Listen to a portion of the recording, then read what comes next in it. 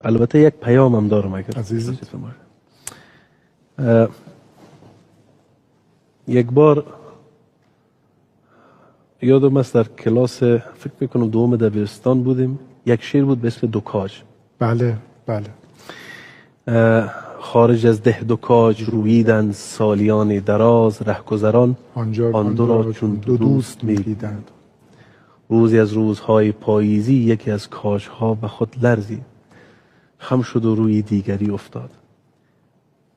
و مردم عزیز و نازنین ایران، مهمان نواز ایران که با موجود بودن تحریم ها، مشکلات اقتصادی، میزبان بیش از 8 میلیون هموطن ما بودین، صمیم قلب تشکری میکنم. در این حال خواستار و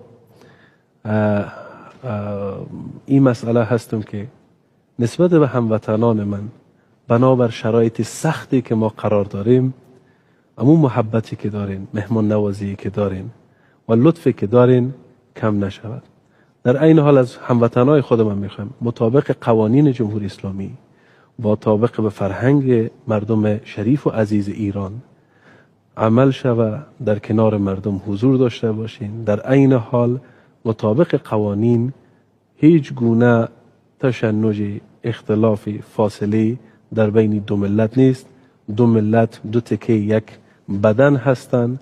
امیدوار هستم اتحاد ملت ما، مردم ما، انسجام مردم شریف ایران و افغانستان پایدار و دوامدار باشه و متوجه بازی های خطرناک دشمنان برای ایجاد یک فاصله در بین ملت و مردم مهربان ایران و مردم افغانستان باید باشیم و این توطئه ها با همدلی ان شاء الله خنثی شود.